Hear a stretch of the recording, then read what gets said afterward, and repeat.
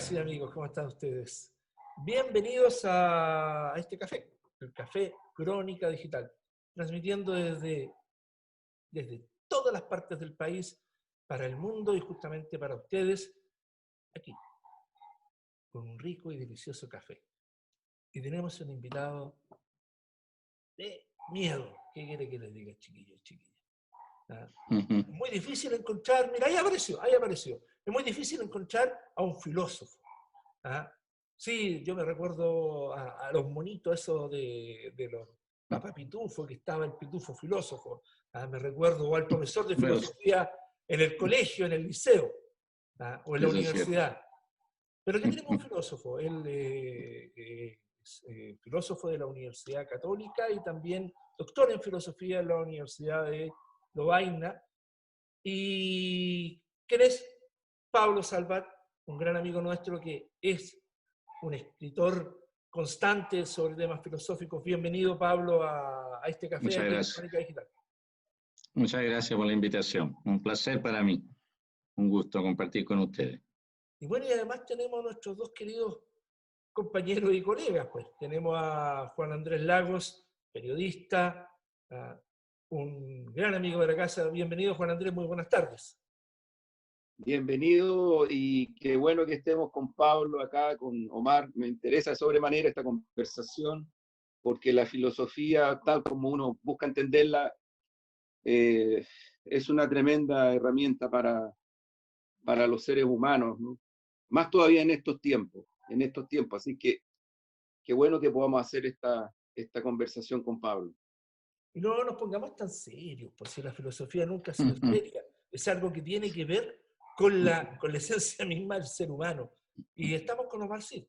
Nos trasladamos al mundo de la poesía, a este Muy poeta, importante. escritor, subdirector de Crónica Digital. Bienvenido, Omar, muy buenas tardes. Buenas tardes, Iván. Buenas tardes, Pablo.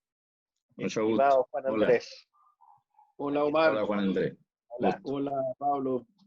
¿Qué tal? Pablo, mira, la primera pregunta que nos Sí. tenemos que hacer es que en tu último escrito en Crónica Digital has hablado sobre la pandemia, sobre el neoliberalismo, el fracaso del neoliberalismo. La pregunta es, ¿la pandemia, el sistema capitalista, el sistema neoliberal y su concepción están en crisis o van camino al fracaso? Una buena pregunta.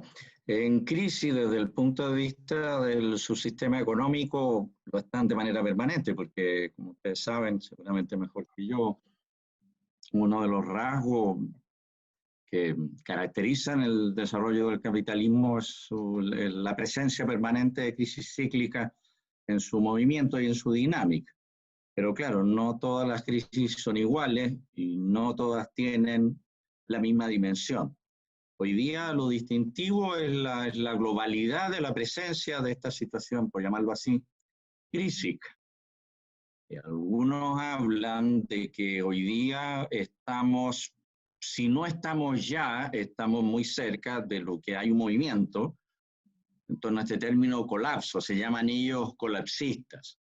Pero son gente bastante seria, no son ni apocalípticos ni milenaristas, sino que proyectan la evolución del actual capitalismo financiarizado en alianza con la tecnociencia, como siempre me gusta decir, que es el vector conductor del proceso de globalización, o la ideología neoliberal como, entre comillas, filosofía justificadora de sus actos y decisiones.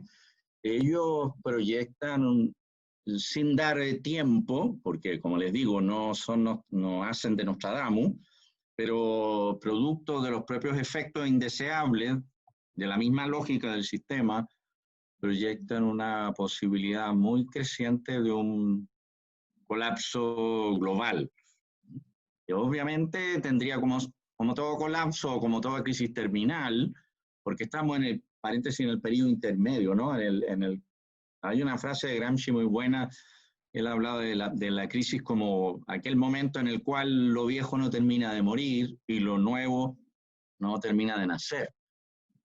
El problema es que tenemos encima lo viejo y lo nuevo son, como podría llamar alguien, son brotes verdes de novedad, no muy claros todavía, y esos nuevos se pueden llamar, algunos le llaman por neoliberalismo, por capitalismo.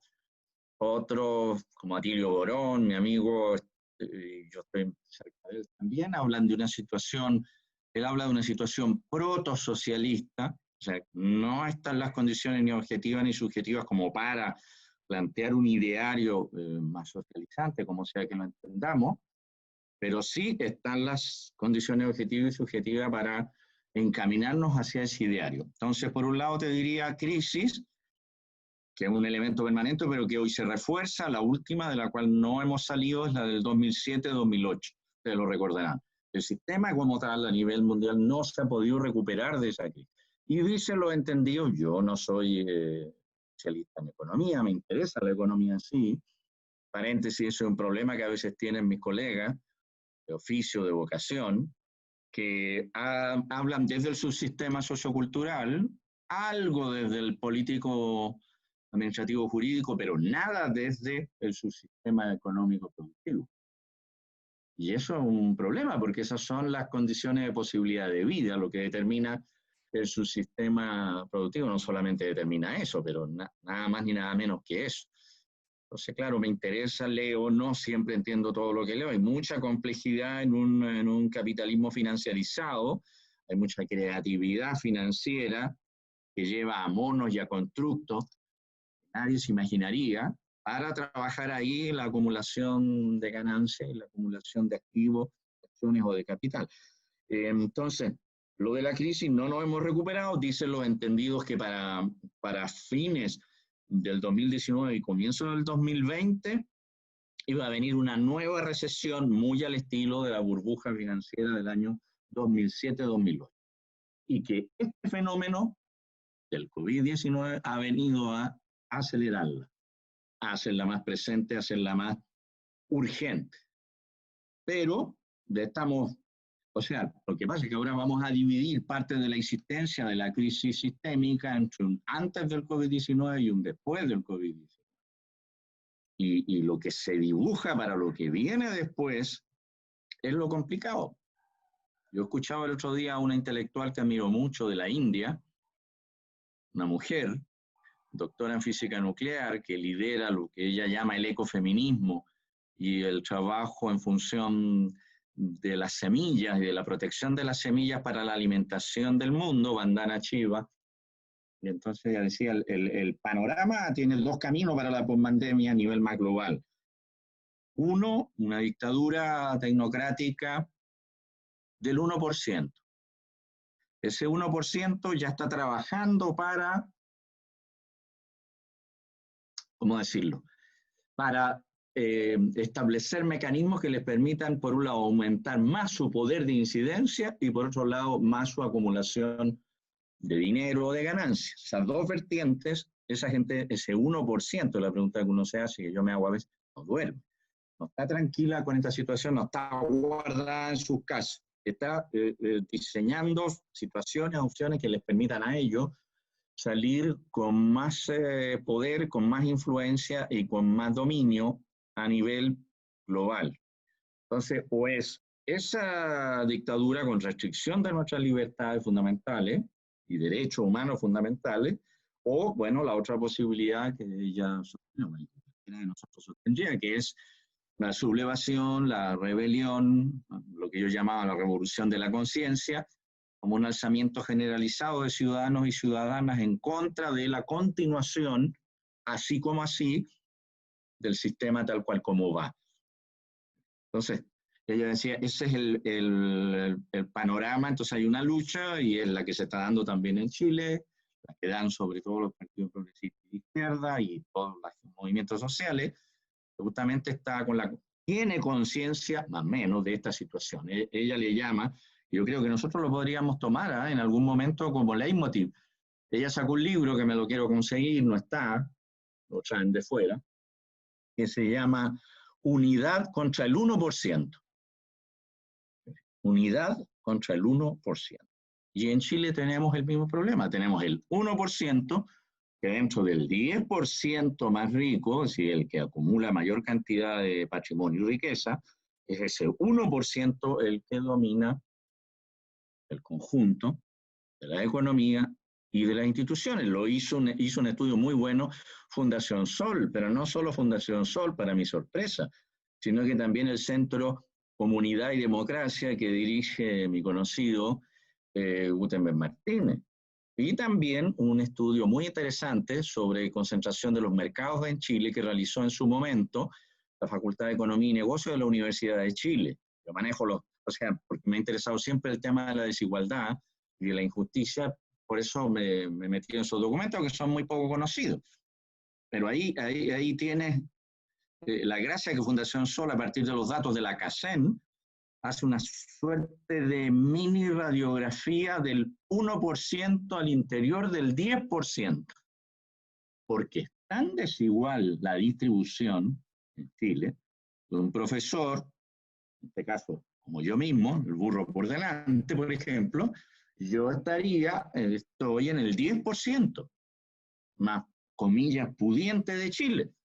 Y no tengo ni casa, por supuesto, pero no importa, estoy en el 10%, porque está el diferencial entre la media, que está entre 350.000 pesos y 500.000 pesos per cápita al mes, más del 70% de la familia chilena, y lo que puede ganar uno, el foso, a uno lo colocan ahí. Entonces ellos dicen hay que estudiar ese 10%, pero al interior del 10% hay que estudiar el 1%, porque en ese 1% es donde están los Luxic, Piñera, este señor dueño de canales de televisión, bueno, está toda la gente, los Sayé, los Said, los grupos económicos y bancarios más importantes de Chile. Y por lo tanto uno podría colegir, a propósito del análisis que tú, Omar, y tú, Juan Andrés, hacían en la mañana, que uno de los objetivos que nosotros deberíamos tener si queremos sobrevivir como país con una vida mínimamente digna para todos, una relativa igualdad de condiciones, nosotros tenemos que desnudar esa situación y nuestro frente de, ¿cómo se llama?, de contrafuerte, de batalla, tiene que ser ese 1%, porque es el que al final, ni el gobierno tanto, lo es también, pero son ellos los que toman las decisiones fundamentales. Lo decía Juan Andrés en su análisis cuando advertía el fenómeno de que buena parte de la inversión, de las ganancias, llamémosle así, de los inversores y capitalistas chilenos no se hacían en Chile, sino que se iban a otros países donde podían tener mayores réditos o mayor ganancia. Entonces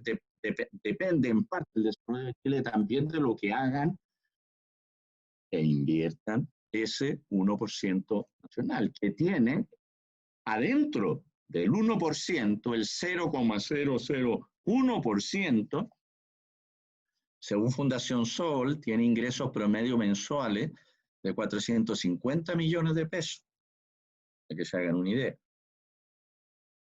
Y son, calcula ellos, 1.700, yo tengo esos datos por ahí, no los tengo ahora, en otro momento lo podemos conversar, son más o menos 1.700 personas. Después de ello, vienen los que tienen más o menos un ingreso de 80 millones, 0,1, 80 millones per cápita por familia por mes, son 17.800, más o menos, calculaban ellos.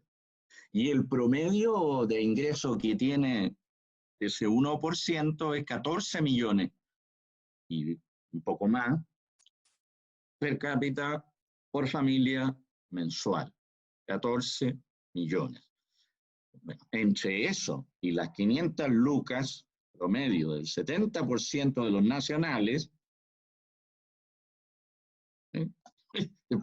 cuando yo leí esos datos digo, bueno, no sé, voy a dedicarme a la poesía de Omar Sy, a cantar, que me gusta mucho, porque cuando uno ve eso, entonces por eso la pregunta tuya es una pregunta importante, sobre todo, diría yo, en el diagnóstico. Porque, y en esto es muy bueno también Juan Andrés, y perdona que lo diga aquí al aire, porque hay que tener una analítica del diagnóstico muy adecuada. Y de eso depende también las estrategias y los caminos que podamos seguir para una vida mejor para todos. Si nos equivocamos en eso, entonces vamos a ir a dar muy importante cómo evaluamos la situación, porque el diagnóstico le lleva también juicio de valor, cómo evaluamos la situación para saber, obviamente de manera estratégica, usted lo sabe mejor, sobre todo Juan Andrés, o sea, de manera políticamente adecuada, no se trata del todo o nada, ni una de esas, ni de suma cero, pero para tener un horizonte, digamos, que vaya más allá de lo que conversábamos la otra vez, digamos, de las próximas elecciones municipales o de las que sea que vayan a venir. Por eso digo, la crisis es un elemento permanente del desarrollo del capitalismo, sea en su versión inicial, en su versión de capitalismo de los años de oro, entre comillas, llamado capitalismo social, y después en su versión neoliberal. Pero esta, aparente, según dicen los entendidos. Ahora, un factor me falta agregarle, y que ustedes lo conocen y lo manejan mejor que yo. El cuello de botella no solo es un problema interno a la financiarización del capitalismo mismo, sino que está también el otro aspecto, el otro brazo, bueno, que mencionamos, la desigualdad radical entre el norte y el sur, y al interior del norte y al interior del propio sur, el abismo. En Estados Unidos es patético, han salido las cifras de cómo se ha favorecido y cómo se ha concentrado el patrimonio norteamericano en el 1% de esa población, que no es solo un fenómeno nacional, es un fenómeno general de este tipo de capitalismo. Y el otro factor que ustedes conocen también como yo, que es el medioambiental, y que tiene, o sea, que tienen las cuerdas. Lo que pasa es que la élite mundial cree que pudiendo viajar a otro planeta, para eso están las desaforadas investigaciones de la NASA y otros, andan buscando en qué planeta ellos podrían eventualmente, una vez el cataclismo, o la catástrofe se produzca en este planeta y se haga invivible, ellos podrían emigrar. Nunca olvidé un artículo, creo que el año pasado o antepasado, nada muy viejo, de cómo los super ricos se preparan para la catástrofe, y todos tienen construido unos búnkeres espectaculares bajo tierra, en distintos lugares del mundo, con todo para sobrevivir una buena cantidad de tiempo, todo en elementos tecnológicos, alimentos, climatización. Ellos sí, a diferencia muchas veces de nosotros, ellos sí piensan, a propósito de la filosofía, ellos sí están pensando en el mediano y el largo plazo, no piensan solo el corto plazo. Lo tienen en cuenta, pero... Y como ellos son la élite de poder, el pensamiento de ellos, bueno, cómo nosotros nos reproducimos en cuanto a élite de poder, cómo nos resguardamos. Y entonces este artículo desnudaba y contaba cómo eran los lugares, los guardias, el problema que se estaban planteando los super ricos era, ¿y quién les iba a cuidar? Entonces los super ricos decían, bueno, vamos a contratar una serie de guardias, pero después volvían sobre esa decisión y decían, ¿y si los guardias se vuelven en contra de nosotros? ¿Cómo lo hacemos? Que tienen que tener gente que entre comillas, los cuide, porque al final, como dice el dicho, todo se sabe. Esa es una alternativa, y la otra que ellos están trabajando hace tiempo es construir una suerte de exoplaneta, no otro, digamos, no de los que ya hay, sino que un lugar en el espacio. Vi el diseño en alguna revista, quedó grabado, espectacular, un lugar en el espacio en el cual ellos podrían reproducir las condiciones de existencia terráquea, pero fuera de la Tierra. ¿Sí? Me parece de loco, pero lo que pasa es que esta gente maneja, bueno, ustedes lo saben, mucha información. Está Silicon Valley metido al medio. Otras instituciones de investigación, desde las ciencias sociales hasta las investigaciones de punta en neurología, control de la mente, claro, a nosotros nos falta elementos porque eso es muy opaco, entonces no sabemos, salvo Bilderberg, a veces aparece lo del club de Bilderberg, que es real, que se juntan, pero no dejan entrar a ningún periodista, y nadie de los que va a esas reuniones puede salir diciendo nada de lo que ahí se trató. Es una especie de club de los elegidos, donde llevan algunas mentes brillantes siempre para radiografiar qué se viene al mundo, porque a propósito de la discusión chilena, nosotros miramos el ombligo nacional, pero el ombligo nacional de hoy día, ustedes saben, está completamente ramificado Eso fue lo que hizo la dictadura también, sobre todo en el campo económico, productivo, financiero, porque lo tiene completamente conectado hacia el mundo del capitalismo global. No estamos, o sea, estamos aislados desde el punto de vista cultural, mental, porque somos una isla entre la cordillera y el mar, entonces igual que una isla en el Caribe. Y eso hace que la mente nuestra se quede normalmente en el metro cuadrado que tiene encima. Pero lo demás estamos conectados con y determinados por las decisiones que toma el Fondo Monetario, el Banco Mundial, la OCDE, la OMC, fijan, todas esas organizaciones. Sí. Hay una, te voy a trasladar a otro tema, y que tiene que ver con, Sí. con algunas cosas que tú has escrito y que me han llamado profundamente la atención, pero también con una mirada hoy día a propósito, ¿no es cierto?, de cómo se entiende el poder hoy día dentro del mundo político y cómo se ejerce ese poder. Hay una definición sobre el poder que elaboró Weber. No sé si es exacta lo que voy a decir, pero creo que dice que el poder es dominación legítima ante obediente. Así es. Eh, Así es. esa definición ha sido aceptada, ¿no es cierto? Ha sido como un paradigma Sí, señor. para Moro y Cristiano. Para Moro y Cristiano, hoy día esa definición también desde diferentes puntos de vista ha sido cuestionada. Por una parte, desde alguna perspectiva latinoamericana, donde se dice, Ya. el que manda, manda obedeciendo, ¿cierto? O el Muy ejercicio bueno. del poder esencial. Sí. Bueno. López Obrador dice, el poder es un servicio para el pueblo. ¿Cómo ves tú esta dimensión del poder hoy día? Mira, lo primero, es difícil hablar, porque el tema del poder ha sido enfocado como muchas veces, incluso con la influencia de Foucault, a veces a mi juicio, ha tendido a convertirlo en una variable independiente. Eso nunca me ha terminado de convencer, ¿eh? Como el poder, una especie de factotum abstracto, que es un cuasi sujeto que funciona como un topo, ¿me entiendes? El poder aquí, y lo desligó él en su análisis, a mi juicio equivocadamente muchas veces, de los aspectos de los sectores sociales, de los enfrentamientos entre sectores sociales o entre clases sociales, los intereses de grupo, ¿entiendes? Para convertirlo muchas veces en su análisis en una suerte de abstracción que camina sobre sus propios pies.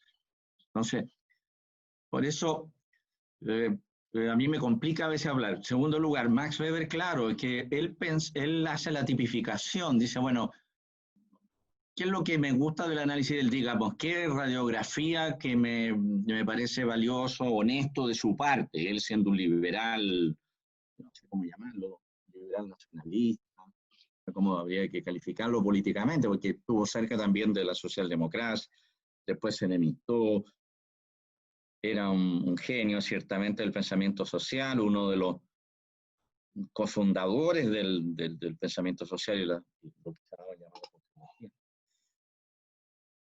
Claro, él hablaba, y Gramsci lo toma, yo creo después, pero no lo cita, de que los poderes no se ejercen, o los poderosos no ejercen el poder por sí mismos, si no tienen ciertas cualidades que les permitan estar en ese poder y mantenerse en el poder, o conquistarlo si no lo tienen, algo de lo cual ya había escrito Maquiavelo en El Príncipe en el siglo XV, XVI. Y ahí donde él dice, bueno, ¿cómo?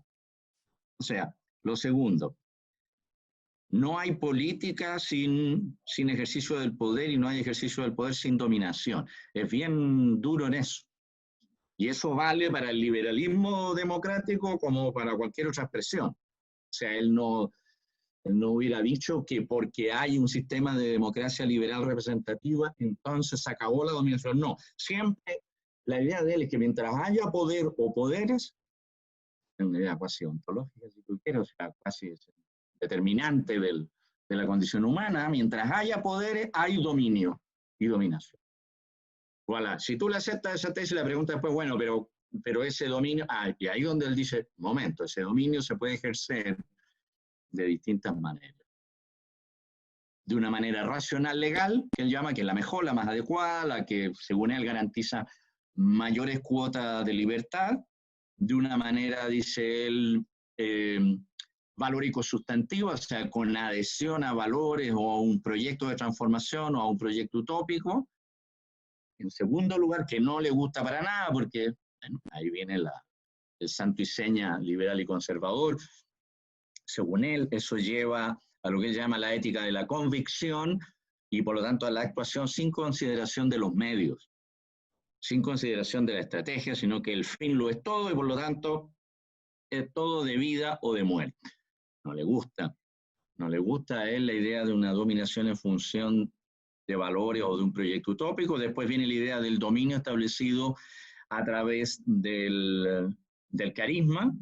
Sí, para él va a ser muy importante y necesario para romper lo que él llama las burocracias congeladas de los partidos políticos y de los gobiernos, lo que llama la dominación carismática, el jefe carismático, la necesidad del líder. Estamos hablando del año 11 del siglo pasado, 1900, 1910, 1911. Y después ya está la dominación a través del peso de la tradición y de la costumbre.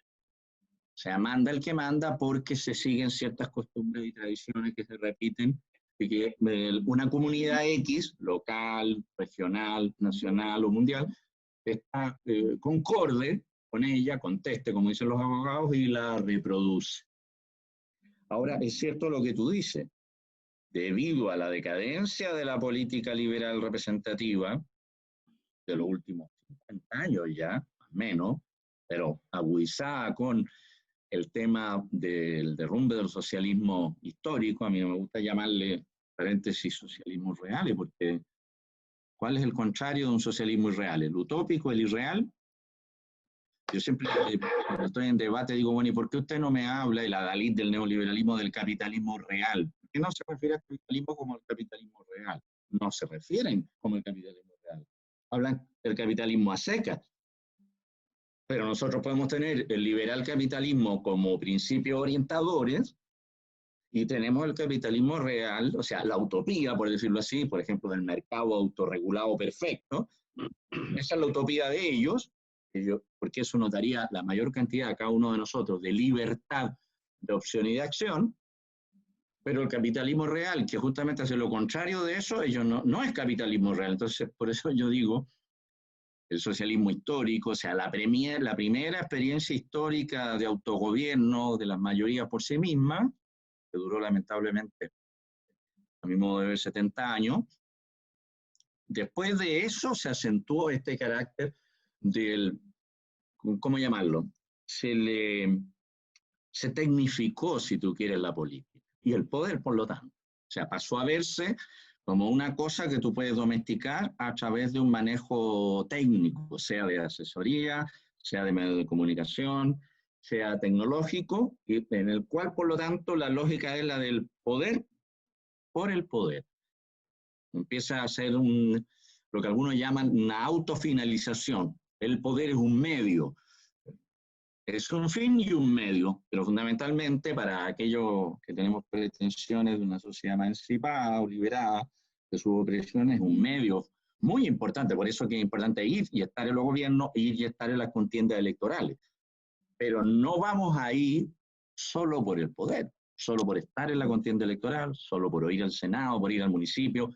En eso se ha convertido en parte la crisis de la razón política liberal moderna hace 30, 40 años, disfrazada de algunos discursos. Ese es el drama. Entonces ahí tienes tu razón. Sale gente como los zapatistas, que inventaron este dicho muy sabio de mandar obedeciendo. O sea, mando en la medida en que yo estoy al servicio y me pongo al servicio de un proyecto mayor. No solo de lo que digan, comillas, la mayoría de repente si tú las manipulas pueden decir cualquier cosa. Ya hay que matar a Juan Andrés Lago, está muy pesado. Ya, sí, la mayoría. No, pero sí mandar obedeciendo es mandar en función de un proyecto de sociedad colectivo comunitario, por llamarlo así. Y entonces, si tú eres representante, si a ti te han elegido, has tenido el privilegio de ser elegido por ellos para hablar a nombre de ellos, entonces tienes que, como decían los amigos zapatistas, mandar obedeciendo, pero eso es lo que no hacen la mayoría, justamente en esta otra perspectiva de la democracia electoralista, liberal electoralista o neoliberal electoralista, como quiera llamarse, justamente eso es lo que no sucede. Yo soy un candidato a lo que sea, le prometo a mi gente en la cual yo podría ser elegido A, B, C y D, y cuando yo asumo el poder, no cumplo A, B, C y D. Aunque yo ya tengo el poder, para mí, funciono en torno a ciertos intereses que yo, por supuesto, le había escondido a mi gente, porque si yo les fuera franco, no me hubieran votado. Entonces yo les digo, no, yo les voy a dar progreso, yo les voy a dar aumento social, yo voy a mejorar las pensiones, yo voy a cambiar la FP, yo voy a... Entonces el Moloch, el dios, uno de los dioses del presente, junto con el dinero, lamentablemente autofinalizado, es ese tema que tú dices muy bien, como buen poeta y escritor que era, el tema del poder por el poder. Su autofinalización es su pérdida. Ese es el problema, es su autodestrucción final. Porque Pablo, ese es interés. Sí, por supuesto. Dile nomás, usted me interrumpe cuando... no, es que me parece súper interesante todo. Te quería, a ver, no sé si son preguntas, más bien son algún tipo de reflexión. Yo creo que la mayoría no son personales, pero para generar tú también tu propia reflexión. Casi simultáneamente, en el terreno efectivamente de la filosofía y de la filosofía política, desde el campo del capitalismo salvaje surgió esta idea del fin de la historia, Fukuyama, que ha cambiado, y que esa tendencia histórica vuelve a tomar una fuerza muy grande hasta estos tiempos, donde se agudiza. Luego, yo diría, hay un momento que yo no es que crea que es igual, pero me parece que tiene un cierto rasgo de pertenencia histórico.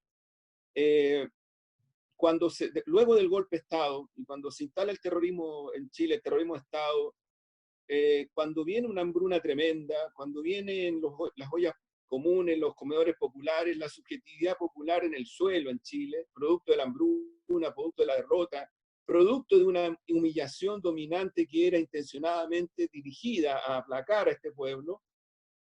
Muchas veces Pinochet con su brutalidad hablaba de que aquí había que barrer con 50 años de historia, o sea, y lo decía como una especie de épica que había que levantar desde esta clase dominante, esta oligarquía transnacional.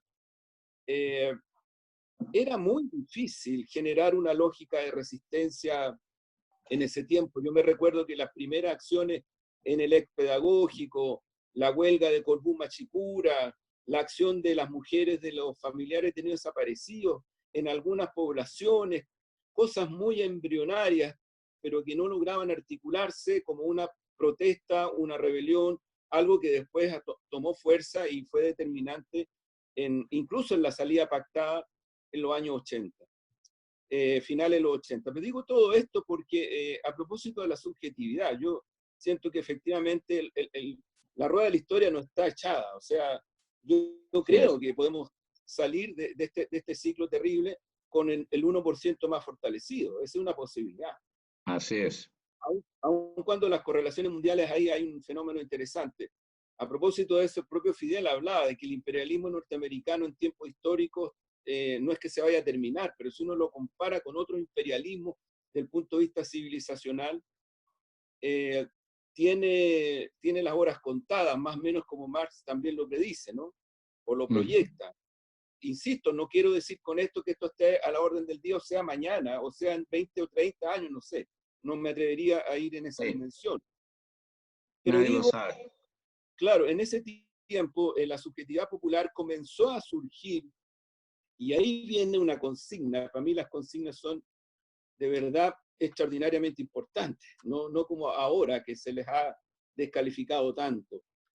Y que tiene que ver con un dicho en la historia popular: o se es yunque o se es martillo. Y digo en el sentido de que de alguna u otra manera este pueblo épicamente empezó a rearticularse, empezó a rearmarse, las orgánicas políticas, las orgánicas populares, sociales, territoriales, en fin, y derivaron en algo que me da la impresión a mí, Pablo, Ujú. tanto de los 80 como de los 90, el actual estallido popular, rebelión popular en curso, que como tendencia histórica viene de varios años, Así es. está buscando reencontrarse a lo menos con ese protagonismo que, si uno lo mira en la historia de Chile, al final lo que uno ve es que este sufrido pueblo chileno no ceja en buscar un camino en el cual sea él, como pueblo, como sujeto, articulador político, social, cultural, de una salida democrática, justa, en fin, qué sé yo. No sé qué piensas de ese posible escenario. Más todavía cuando las fuerzas políticas de izquierda, y lo digo muy personalmente, caen mucho en el reduccionismo, en el mirar de aquí a 20 metros, y si es que 30, de estar más preocupados de ni siquiera movimientos tácticos vinculados a una estrategia, sino que de alguna manera medios perdidos en el espacio, por decirlo francamente. Estoy dando una opinión muy personal, la asumo completamente.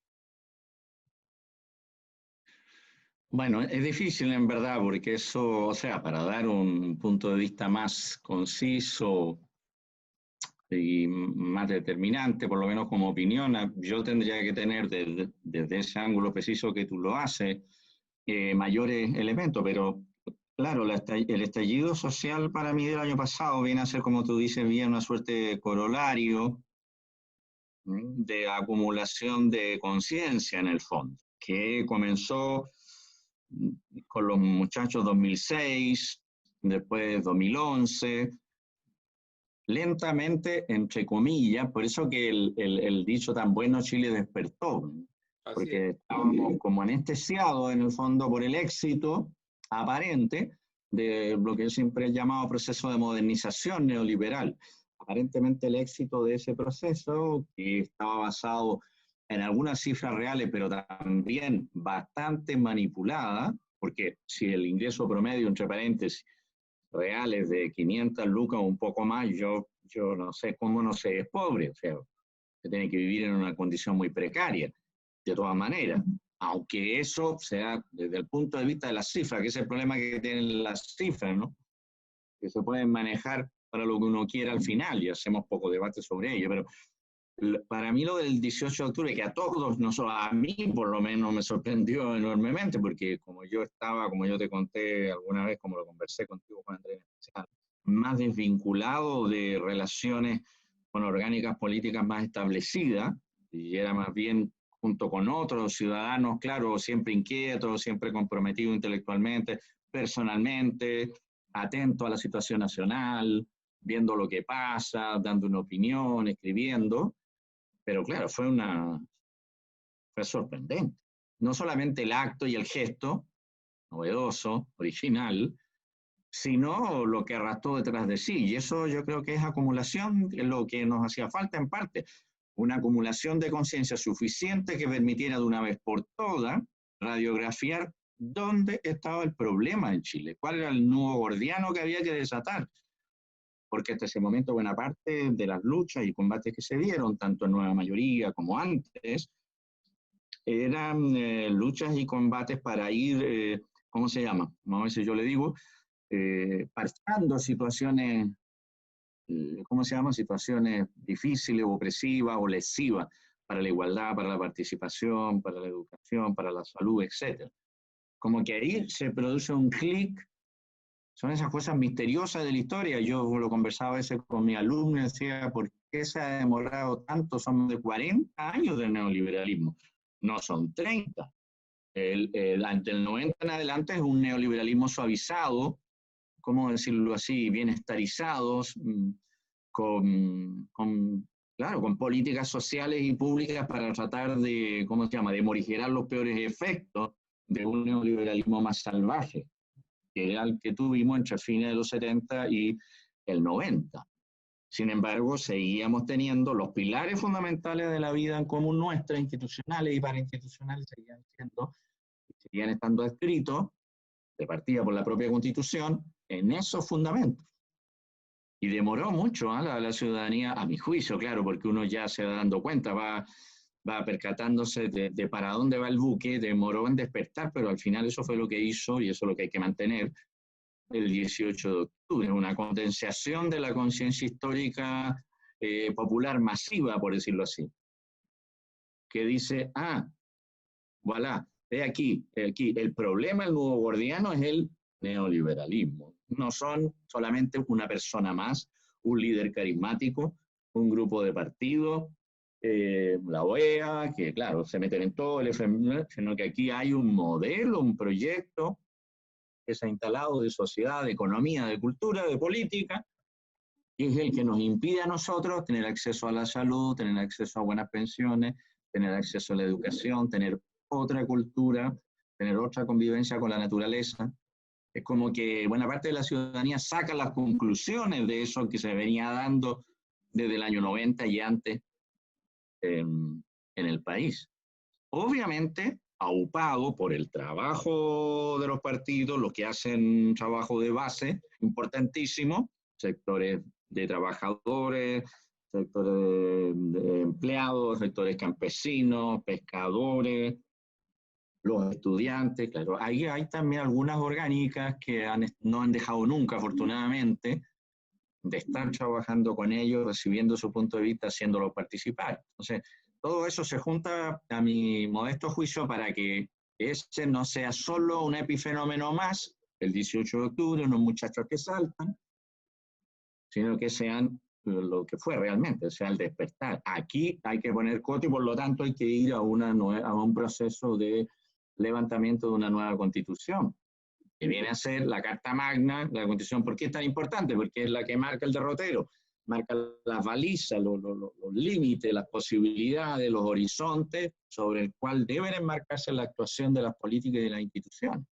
Bueno, y ahí quedamos interrumpidos cuando llegó esta maravilla, por eso yo alguna vez escribí sobre la oportunidad de la llegada del virus en primera columna en marzo. Fue muy oportuno para las élites dominantes, no solo en Chile, pero también en Chile, en Ecuador, en Brasil, en Colombia, en Perú, también les ha sido funcional. Que ha permitido momentáneamente poner entre paréntesis ese malestar social hecho conciencia. Por eso la conciencia y la autoconciencia, bueno, algo que siempre los que hemos estado más a la izquierda del dial de la radio, entre comillas, siempre se ha trabajado con ese tema de la importancia de la conciencia, o sea, del darse cuenta de qué es lo que pasa, cómo pasa, por quién pasa. Entonces estamos en ese momento. Ahora, cuando tú te referías, interesante, entre el 90 y el 2000, esos 10 años, yo creo que fue el encandilamiento del proceso de modernización neoliberal. Fue el mejor momento. Acuérdate, dicen las tasas de crecimiento entre el 87 y 97, creo que estuvieron por sobre el 7% anual. Entonces, y los moles, todo eso era un luz, brillo. Era un país pujante, el tigre de Latinoamérica, y eso en realidad nos invadió, cual más, cual menos, a buena parte de los ciudadanos y ciudadanas de este sencillo y modesto país, que consideraba que ya no había mucho más que hacer en la historia, a propósito del amigo Fukuyama, que darle impulso al modelo, porque el modelo por sí y ante sí iba a corregir sus propias fallas. Entonces, ¿para qué nos íbamos a poner tan pesados? ¿Me entiendes? Tan críticos, tan criticones. Acuérdate de la polémica interesantísima que hubo a partir del 97, creo. Algo me tocó participar entre complaciente y flagelante. De las primeras expresiones de debate intelectual autocrítico respecto al devenir del proceso de modernización. Yo participé ligado a algunas, bueno, estaba en la universidad, pero algunas fundaciones en ese tiempo tenían una posición más avanzada, Chile 21, por ejemplo, pero otras también. Y hice grupo con la gente como Norbert Lenglen, ese gran cientista político que Chile perdió tan joven, que vino el cáncer a los 60 años, recién ahí Chile le dio la ciudadanía por tiene un nombre cuando es por servicio sobresaliente. Yo creo que ha sido uno de los más brillantes cientistas políticos que ha tenido Chile. Fíjense que él llegó a Chile el año más o menos el año 62, 63, junto con otro brillantísimo intelectual llamado Franz Joseph Hinkelhammer, que estuvo en Chile hasta el año 74. Paula Noble Lechner.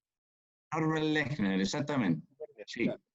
Los dos venían de Alemania, los dos venían becados por la Konrad Adenauer, mira las paradojas, para hacer estudios, más bien en el área o cientista política o sociológica, teológica, en el caso de Franz, que estuvo en parte en ILADE y en parte en la Católica, estuvo en el CEREN, Centro de Estudio de la Realidad Nacional, en Kelamer.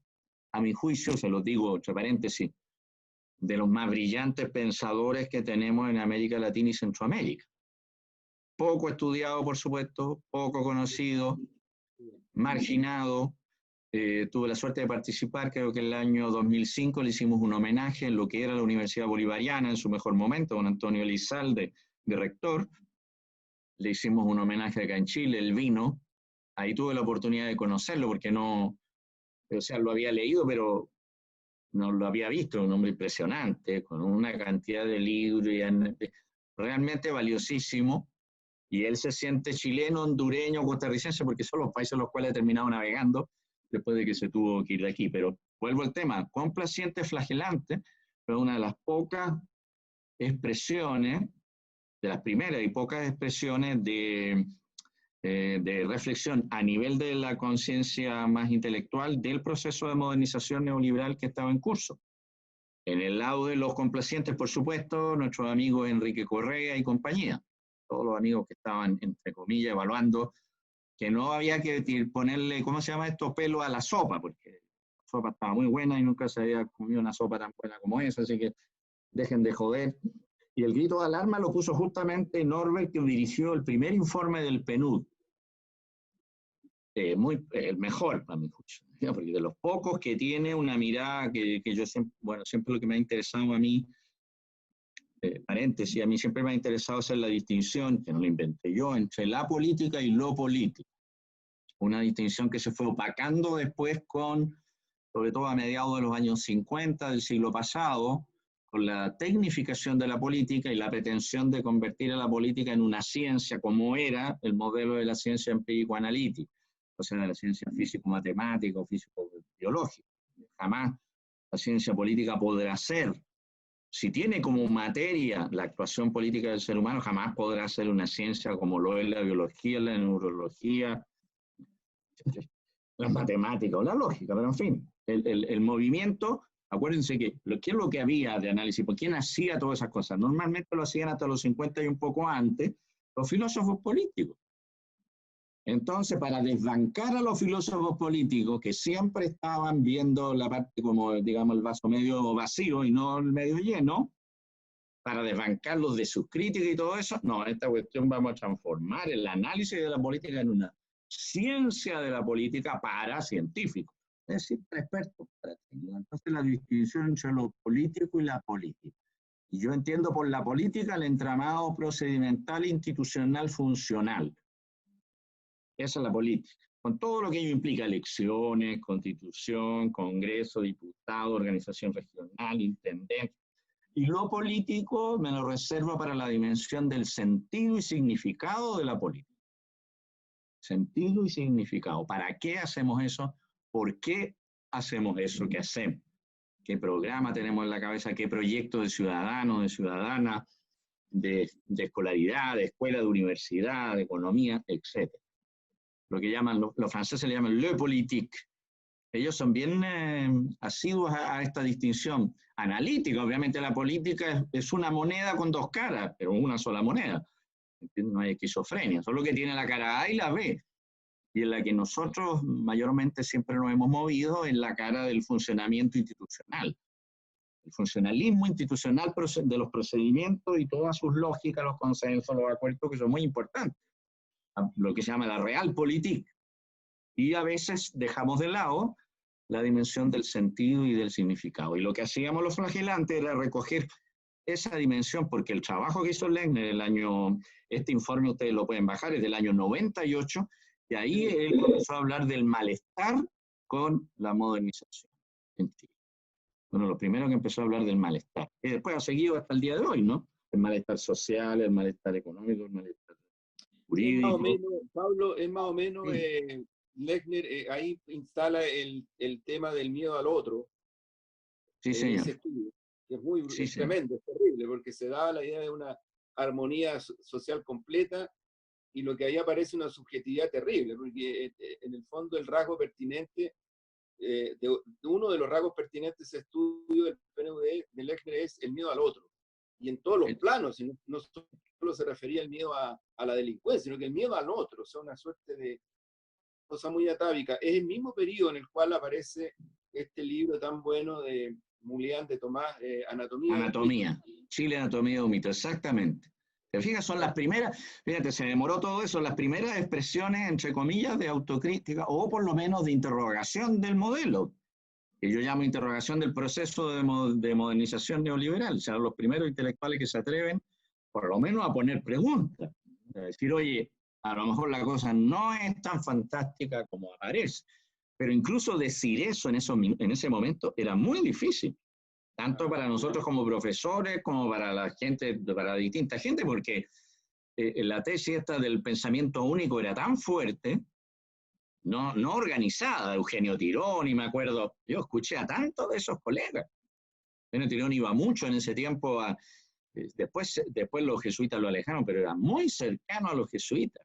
Me tocó escucharlo varias veces en la misma línea de Enrique Correa y todos sus amigos, de que había que abandonar todas las banderas de transformación social, de transformación más de raíz, a la línea de Fukuyama, que esto es lo que quedó en pie. Esto me refiero a capitalismo más democracia liberal, o liberalismo democrático, como queramos ponerle por ahora, y que eso es lo que había que perfeccionar y mejorar para llegar al cielo, y que todos los demás caminos eran atajos que prometían llegar al cielo, pero que iban a dar al infierno.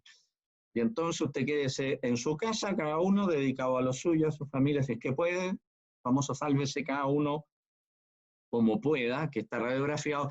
Fíjate que cuando tú hablabas del miedo al otro, perdonen que haga este gancho, me acordé, porque siempre lo tengo muy presente, del gran Thomas Hobbes y su libro El Leviatán. Me parece que es un libro que la gente que se dedica a la política debería estar releyendo permanentemente. Y claro, el neoliberalismo lo que hace es recuperar las bases más, ¿cómo llamarlo?, más darwinistas que tiene el liberalismo anglosajón. No todos los liberalismos son iguales. La gente los divide entre el liberalismo continental, más progresista, más social, más estado de bienestar, más parecido a eso, y el otro, el liberalismo anglosajón, más anarcocapitalista. Y esta perspectiva que tú señalas muy bien del medio al otro está en Hobbes, porque es de los primeros autores que dice, tiene una frase que siempre se la digo a mis muchachos, yo hago el curso, uno de los cursos se llama Teoría de la Democracia, justamente, tiene una frase que uno queda helado, pero dice, sí, se ha dicho hasta ahora que el ser humano, todos han definido al ser humano, dice, como un animal político, como un animal social, pero la verdad es que esa es una afirmación falsa y todos estaban equivocados.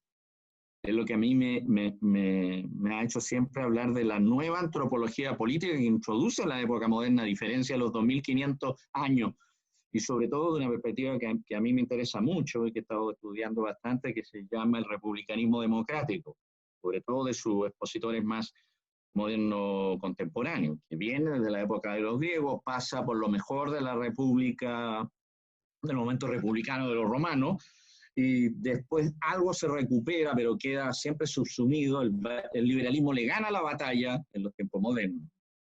Y después reaparece, pero como republicanismo conservador y reaccionario, por ejemplo el caso de Estados Unidos, el Partido Republicano.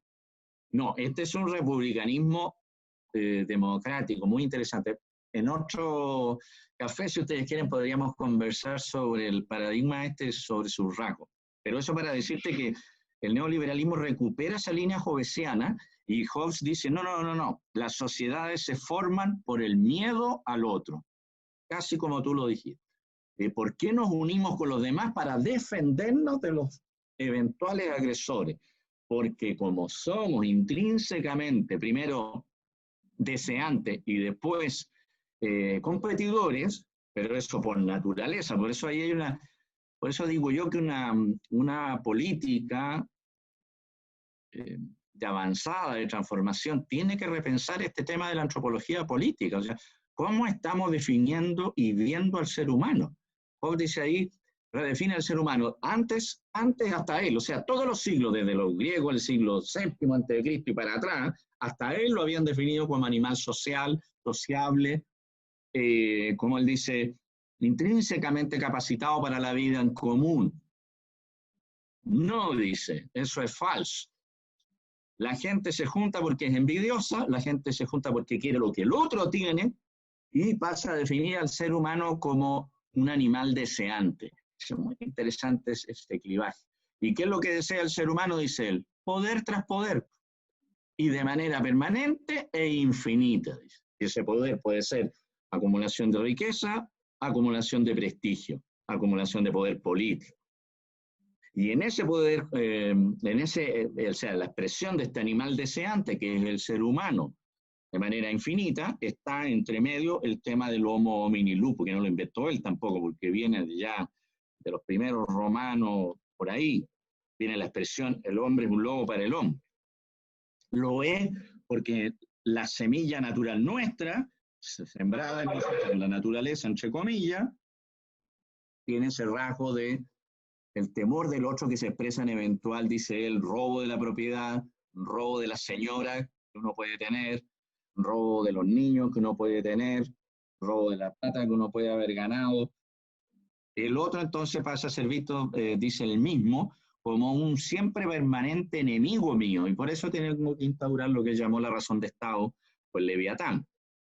Un tercero en discordia que media entre las posibilidades de la matanza mutua y la posibilidad de la vida en común. Entonces, la policía, Fuerza Armada, el Poder Judicial, dice, todos ellos están para mediar y dirimir esta competencia permanente de todos contra todos. Entonces, por eso es que lo que Norberg muy agudamente se percata, porque eso, ven ustedes, ahí está la diferencia. Ese informe, con esa densidad intelectual, solo lo podía hacer ese alemanote, perdón, que sean estos eurocéntricos, porque ese alemán tiene en la cabeza no solamente toda América Latina y la historia latinoamericana, sino que toda la historia del pensamiento político del norte. Entonces era un alemán que era capaz de conectar lo que estaba pasando aquí el año 98 con lo que había dicho no sé qué película en el siglo XVII. Lo cual abre los ojos, porque entonces no es un episodio, no es una cosa casual, no es un miedo al otro, ¿cómo se llama?, artificial, sino que lo que él está diciendo es que el proceso de modernización neoliberal liquida el tejido social. Su objetivo es romper la idea de que el ser humano es un ser social. Y perdónenme, porque aquí tenía, justamente cuando yo estaba escuchando a Vandana Shiva, anoté que ella decía, los creadores del imperio, dice, bueno, hablemos del 1% a nivel global, dice, quieren crear el pensar, lo anoté a la rápida, de que nunca dejarán a las personas ser seres sociales. Y entonces por eso la última propuesta, comentaba ella, de Bill Gates, una de las últimas, es obligar a que no vuelvan los niños ni los muchachos, no sé, los universitarios, que no vuelvan a sus establecimientos educacionales y que la educación se haga en cada casa y a través online. De esa manera los niños van a perder los amigos, van a perder las amigas, van a perder el lazo afectivo, emotivo, emocional, que significa participar de un curso, los profesores, todo lo que ha sido para ustedes y para mí la experiencia de la escuela, desde la básica hasta cuarto medio. Él está proponiendo entonces que no se vuelva, pero el objetivo es, como decía ella muy bien, es la desocialización, que siempre ha sido el objetivo del neoliberalismo. Liquidar el tejido social, cada cual se salva por sí mismo. Ese es el leitmotiv.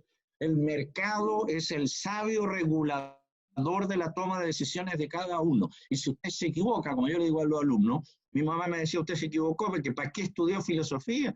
Usted podría haber sido médico, es cierto, abogado, me hubiera ido mejor y además hubiera podido hacer más cosas de las que hago ahora. Debería haber estudiado Derecho, comillas. ¿Bien? Pero la vocación me llevó a esto, se me dijo, usted va a ser un muerto de hambre.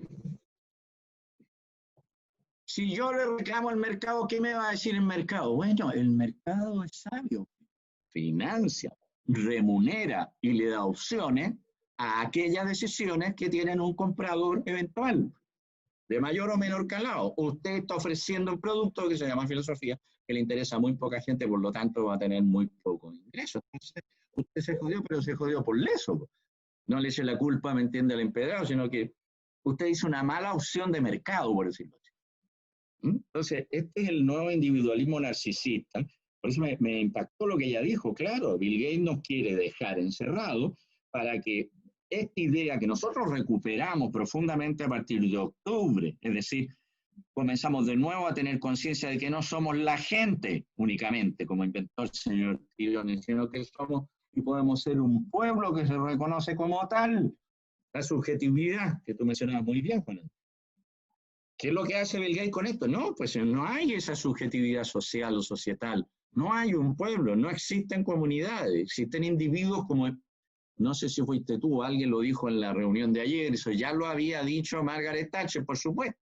Cuando a la señora Thatcher, producto de las huelgas mineras que produjo su ajuste estructural en el campo de las minas en Inglaterra en los 80, siguiendo a Augusto I, le preguntan los periodistas, ¿no? Se hizo famosa esa entrevista.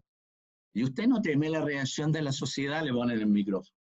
Y ella, ya imbuida de la ideología neoliberal, Hayek, Friedman y compañía, que ella estaba leyendo, le había comunicado, había hablado por teléfono con Pinochet, contaban en la anécdota a propósito de las Malvinas y de todo ese un choque raro el año 78 en Chile, siguiéndolo a él, entonces, y por su lectura le dijo, pero ¿qué sociedad? Le dijo, la sociedad no existe, le dijo, solo hay individuos.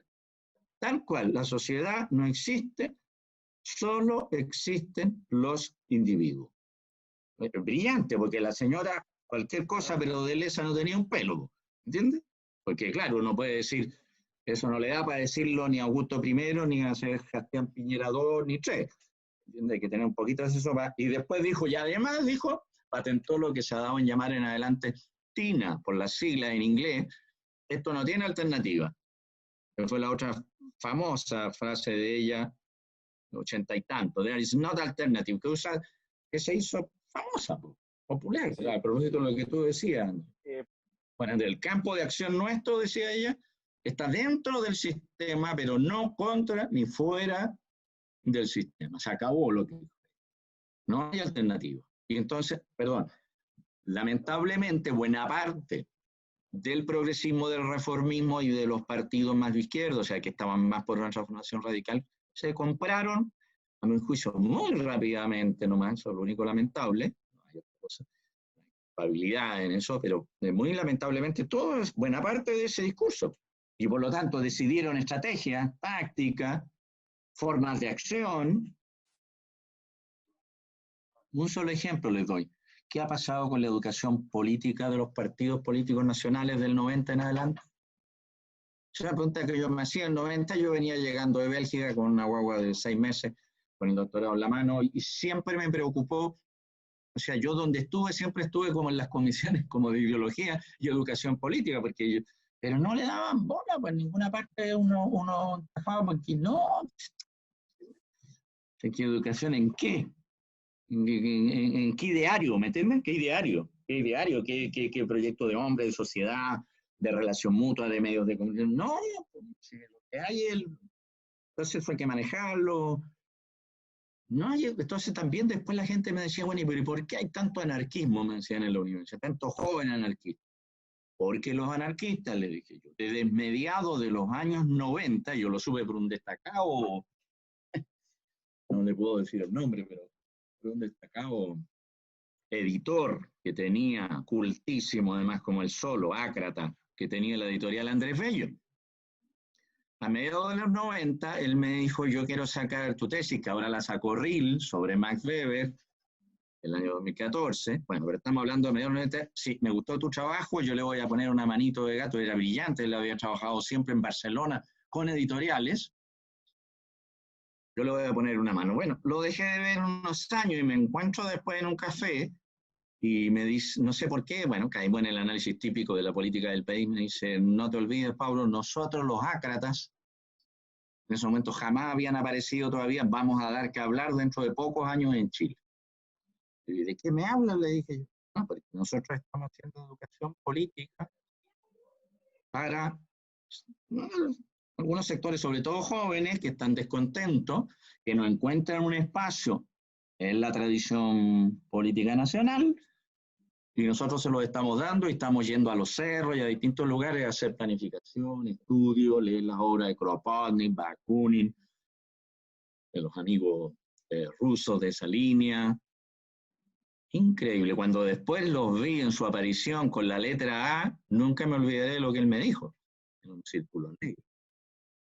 Pero ¿cuál era el reclamo de él? No hay, o sea, parte de la vanguardia, por decirlo así, política, desde la DC a los partidos más de izquierda, en parte, bueno, ustedes saben más, y sobre todo Juan Andrés, así que yo ahí lo que digo es solo tentativo nomás, porque no tengo pruebas, pero de los otros sectores sí tengo más pruebas que dejaron de hacer un trabajo más incisivo y actualizado, porque no se trata de dejar las bases que inspiran una ideología y una filosofía. No, para nada. Yo nunca me subí al carro de Marx ha muerto, porque todo murió, como dice muy bien Lagos, ¿no es cierto? El fin de la historia, el fin del socialismo, el fin de los proyectos de cambio, y también les dio varios años por liquidar al maestro. Marx ha muerto. Bueno, y la prueba estaba que en la mayoría de nuestras universidades no había ni un curso sobre Marx y el marxismo, ni en ciencia política, ni en administración, ni en sociología, una cosa patética. Pero resultó que a partir del 2001-2002 volvió a resurgir de nuevo el maestro. ¿Y para qué decir ahora? ¿Para qué decir? O sea, el resurgimiento, el interés por sus lecturas, sobre todo de parte de los jóvenes, impresionante. Y también en parte de maestros de la política como Vladimir Ilich Lenin o uno de los más grandes filósofos políticos marxistas contemporáneos, Antonio Gramsci, que son los bandazos de la historia. En ese momento, esos 90-2000, no había ni proyecto de cambio, no había socialismo, no había comunismo, no había nada, todo entre comillas había muerto y por lo tanto, no sé, pues había que hablar sobre lo que había. Por eso, a propósito de lo tuyo, Andrés, esta expresión de los complacientes y flagelantes, al menos desde el punto de vista intelectual, fue de las pocas, duró poco y perdimos la batalla, obviamente, la nación en aquel tiempo muy buena, los colgaba de los kioscos y nos dio algún espacio, pero claro, los complacientes también tenían el gobierno, entonces pasaron la planadora y se acabó, como autoconciencia más a nivel intelectual, ¿me entiendes? Quiero agradecerle a Pablo Salvat, a No, y a ustedes, por favor. Muchas gracias, a Omar. Un placer para mí conocerlo directamente, interactuar, felicitarlo por el trabajo. Feliz yo de colaborarle, lo que quiera. Así que sí, amigos, muchas gracias, nos estamos viendo. Nos veremos la próxima semana en una interesante entrevista aquí en el Café Crónica Digital. Nos vemos.